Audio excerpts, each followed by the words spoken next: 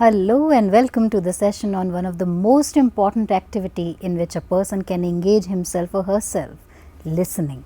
I am Geetanjali from Department of Commerce and I will take you through this entire journey. The question that arises here is, why do we need to discuss something that naturally comes to us? Surprisingly, less than 2% of the people have had any formal education on how to listen. There are a lot of things regarding listening which we need to know about and some misconception that needs to be rectified. This entire session will deal with knowing more about listening and the types of listeners. Let us start with a few alarming facts regarding listening. Are you aware that we listen to 125 to 150 words per minute, but we think 1000 to 3000 words in the same duration? This shows that our mind works really fast, and that is the reason why you find yourself analyzing a lot of things simultaneously when you are listening to someone. Also, have you noticed that after listening to someone's talk, we can correctly recall about half of what we heard? That is because images go into your long-term memory, whereas words live in your short-term memory. This does not mean that it is not good to listen. One thing that we all should know is that we have learned about 85% of what we know by listening. Thus, listening is very important. Aren't these facts interesting? Let's move further and understand why you should understand listening better. All of you will become managers tomorrow. You'd be managing some business or some job or even household chores. A manager's main role is to gather information or give information. On an average, a manager spends 75% of his time in spoken and 25% in written communication. This further divided, he spends 30% of his time in speaking to others, 9% in writing, 16% in reading, but the highest, around 45% of his time is spent in listening. So, if you have to be a good manager, you need to become a good and patient listener. We all feel that we do lend our ears to others when they are speaking. The fact is that we don't know the difference between hearing and listening.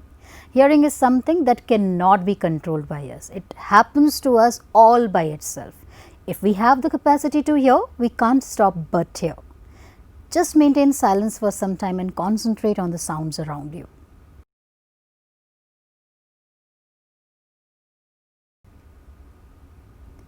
Did you notice them earlier? No? Well, there are a lot of sounds that surround us, but we don't pay attention to them.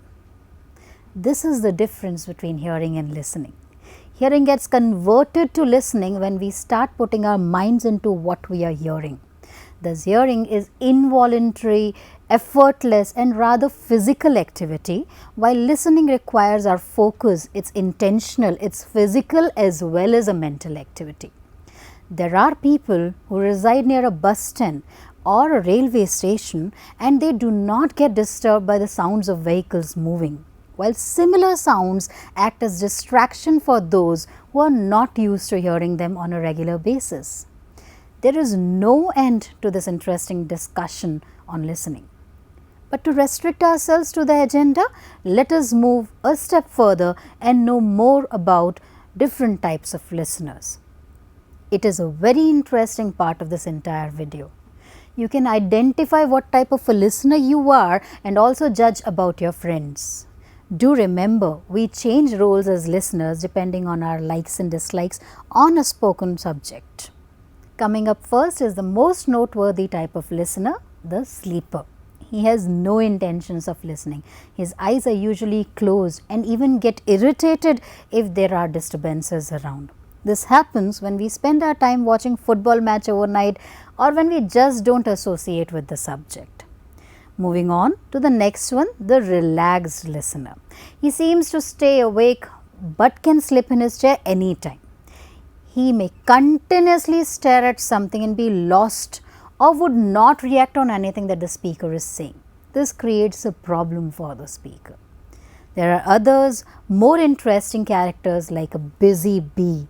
He is always busy with something or the other. You can find them buzzing with the neighbor or clearing their nails or glancing at the magazines. He or she will do just anything but listen. Such people motivate the speaker to try and do different things to grab their attention. The next type of listener is a flattery person. He is called an eager beaver. He is pretending to listen. By nodding his head and smiling, he tries to impress the speaker, but an observant speaker can easily catch this. Moving on to the most difficult to deal with case, the tiger. He seems to be having some rivalry with the speaker. Ready to pounce on everything the speaker says. He leans forward and is alert. He is looking for a chance to intervene. If that is not enough, we have the next category, the shy listener. He will not have really discovered what the speaker is talking. You would find such people with quizzical glances on their face. Maybe it's an indication for the speaker to go slow. Listening to all this, do you have a feeling that no one really listens in this world? No, it's not the same. We do have wonderful people who are two-eared listeners. They listen with ears in mind, participate actively when required, follow an active posture. Also, they express their thoughts by their facial expressions. These are the people really listening. Identify what kind of a listener you are and strive to become a two-eared listener. Why should we become active listeners? Active listeners gather more information as compared to others. Also, people like people who listen. Thus, good listeners develop better relationships with others. Above all, if one wants to become a good and respectable speaker, he should first become a good listener. That's all for now. Happy listening.